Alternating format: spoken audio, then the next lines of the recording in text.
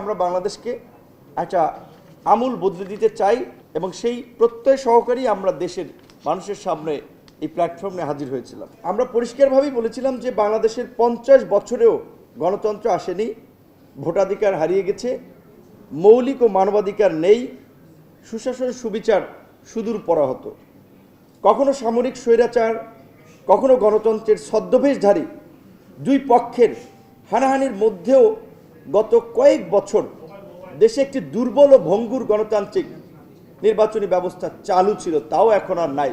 কারণ 2021 সালে সংবিধান থেকে কেয়ারটেকার গভর্নমেন্ট বিলোপ করার মধ্যে দিয়ে ওই যে বাংলাদেশের লাস্ট 15 ইয়ার্সে যে একটা সোশ্যাল কন্ট্রাক্ট বা সামাজিক চুক্তি ছিল যে আমরা একটা সুষ্ঠু নির্বাচন করবো, এই প্রক্রিয়ায় সেটিও সরকার তুলে দিয়ে কিন্তু সেই সংকটটি তৈরি করেছিল।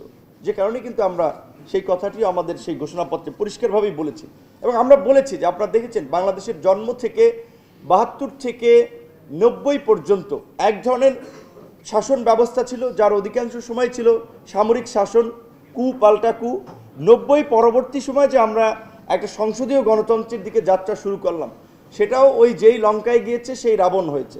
যেই ক্ষমতায় গিয়েছে পুরো রাষ্ট্রযন্ত্রকে দলীয়করণ করা, পরবর্তীতে ক্ষমতায় থাকার প্রবণতা, এটা সব শাসকদের মধ্যেই কিন্তু ছিল।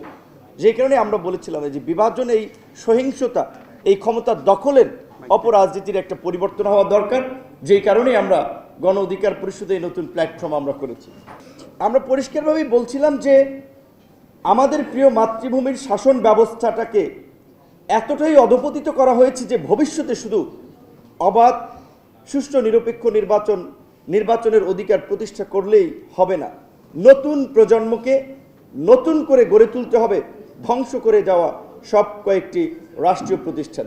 যেই কারণেই আজকে আমরা এই যে এনসিসির যে ধারণা, জাতীয় সাংবিধানিক পরিষদ যে জাতীয় ঐক্যমত্য কমিশনে আলোচনা হচ্ছে, আবার সেটা কিছু রাজনৈতিক দলের বিরোধিতার কারণে কমিশন সেখান থেকে সরে এসে তারা করলো যে সাংবিধানিক ও সংবিধিবদ্ধ প্রতিষ্ঠানের নিয়োগ কমিটি, যেখানে আমরা বলেছিলাম অন্তত 5 থেকে 7টা প্রতিষ্ঠান, নির্বাচন কমিশন, দুর্নীতি দমন কমিশন, জাতীয় মানবাধিকার কমিশন, এই রকমের অন্তত কয়েকটি কমিশনের নিয়োগ যেন এই কমিটি করে, যেন তাদের নিয়োগের একটা স্বচ্ছতা থাকে এবং সেটি যেন শুধুমাত্র সরকারি দলের একচ্ছত্র আধিপত্য না থাকে। যেই কারণে আমরা এই কমিটির কথা বলেছিলাম। যদিও সেটি হয় কিনা আমরা জানি না, কারণ যারা ক্ষমতায় যেতে চায় কিংবা যারা মনে করে যে আমাদের সম্ভাবনা আছে, তারা তো কিছুই মানতে চায় না। এটা তো সংস্কার কমিশনের আলাপে অনেকখানি ইতিমধ্যেই ফুটে উঠেছে, আপনারা দেখতে পাচ্ছেন। আমরা আমাদের 21 দফা কর্মসূচিতে আমরা প্রথম কর্মসূচি ছিল গণতন্ত্র ভোটের কথা নিয়ে।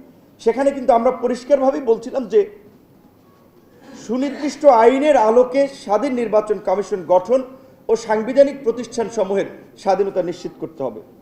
আমরা বলেছিলাম যে শাসন ব্যবস্থায় ক্ষমতার ভারসাম্য, জবাবদিহিতামূলক সরকার, গণপ্রতিনিধিত্বশীল কার্যকর সংসদ প্রতিষ্ঠায় গণতান্ত্রিক সংস্কার সম্পন্ন করা, প্রধানমন্ত্রী রাষ্ট্রপতির ক্ষমতার মধ্যে ভারসাম্য আনয়ন, সংবিধানের 70 নম্বর অনুচ্ছেদ সংশোধন করা, একই ব্যক্তি 2 বার কিংবা 10 বছরের বেশি প্রধানমন্ত্রী না থাকার মেয়াদ নিশ্চিত করা, প্রধানমন্ত্রী, রাষ্ট্রপতি কিংবা দলীয় প্রধান একই ব্যক্তির না থাকা। আমরা দুর্নীতি প্রতিরোধে সেই সময় বলেছিলাম যে রাষ্ট্রীয় দায়িত্ব এবং সরকারের উচ্চ পদে নিয়োজিত সকল ব্যক্তি ও তার পরিবারের সকল নিকটাত্মীয়ের সম্পদ বিবরণীয় জনসম্মুখে প্রকাশকে বাধ্যতামূলক করা। কারণ টাকা তো রাখে শালা, সুমন্দি, খালাতো ভাই, চাচাতো ভাই, মামাতো ভাইয়ের অ্যাকাউন্টে, জমি জমা, ফ্ল্যাট, গাড়ি বাড়ি তো করে ওই নামে। অফিস, আদালত, হাট বাজার, সড়ক, মহাসড়ক, রেল ও নৌপথে সব ধরনের ঘুষ এবং চাঁদাবাজি বন্ধ করা। এই যে আমরা এত ঐতিহাসিক পরিবর্তন করলাম, এই পরিবর্তনের পরে শেখ হাসিনার আমলে যারা ধরেন গুলিস্তানের ফুটপাত, কারণ বাজারের ফুটপাত, এভাবে সারা দেশের ফুটপাত কিংবা কাঁচা বাজার, ব্যবসায়ী সমিতি, গার্মেন্টস থেকে চাঁদা নিত, বকরা নিত মাসিক, এখন কি বন্ধ হয়েছে? কোনো বন্ধ হয় নাই। তো আমরা 2021 সালেও কিন্তু এই কথাটি বলেছিলাম যে এটার একটা পরিবর্তন করতে হবে।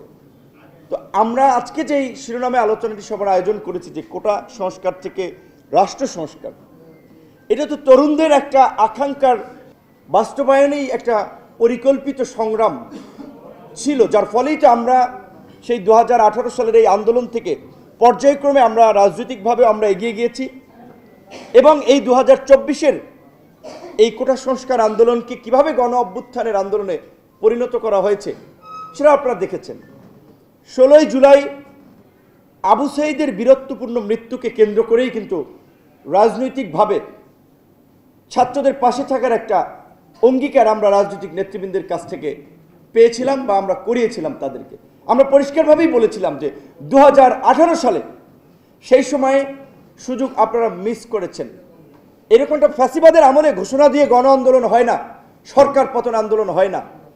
এই যৌক্তিক আন্দোলনকেই জাতির মুক্তির আন্দোলনে পরিণত করতে হবে। শিক্ষার্থীদের পাশে আপনাদের থাকতে হবে। রাজনৈতিক দলগুলো কিন্তু আমাদের সেই আহ্বানে সাড়া দিয়েছিল। তারা 17ই জুলাই গায়েবানা জানাজা কর্মসূচি দিয়েছিল। সেই গায়েবানা জানাজার কর্মসূচি করতে গিয়ে আপনার জানাজা পড়েছে, ইমাম গ্রেপ্তার হয়েছে, জাতীয় নেতৃবৃন্দ বাইতুল মোকাররম থেকে ঢুকতে পারে নাই জানাজা পড়ার জন্য। 19 জুলাই শুক্রবার রাজনৈতিক দলগুলোর গণমিছিল হয়েছিল। আমার সামনেই সেদিন এই ইসলামী ব্যাংক হসপিটালের সামনে একজন মারা গিয়েছে। একটু এগিয়ে যখন বিএনপি অফিসের এই দিকে যাওয়ার চেষ্টা করলাম, আরেকটু আগানোর পথে দেখি একেবারেই জিন্স পরা, কেটস পরা, টি শার্ট পরা একটা ইয়ং মানুষ, মধ্যম বয়সী মানুষ রাস্তায় দাঁড়িয়েছিল, ঠাস করে পড়ে গেল। গুলি কোথা থেকে এসেছে আমরা জানি না। পরিস্থিতি যখন তারা চতুর্দিক থেকে মুহুর্মুহু গুলি ছুটছে, ইসলাম ব্যাংক হসপিটালের আমরা এসে একটু আশ্রয় নিলাম। কতক্ষণ পরে দেখলাম এক ভদ্র মহিলা এসেছে, তার পেটে গুলিবিদ্ধ হয়েছে। সেগুন বাগিচা থেকে, মানে তিনি জানালার পাশে ছিলেন, তিনি গুলিবিদ্ধ হয়েছেন। তো এই যৌক্তিক এবং ন্যায্য আন্দোলনকে দমন করার জন্য নির্বিচারে গুলি থেকে শুরু করে হেলিকপ্টার থেকে গুলি, বিল্ডিংয়ের ছাদ থেকে গুলি, একেবারেই টার্গেট শুট, স্নাইপার রাইফেলের ব্যবহার আপনারা দেখেছেন। কেটা বর্বরতার মধ্যে দিয়ে এই দেশের মানুষ জুলাই মাসটা পার করেছে। সেই জুলাই আজকে আমাদের সামনে এসেছে।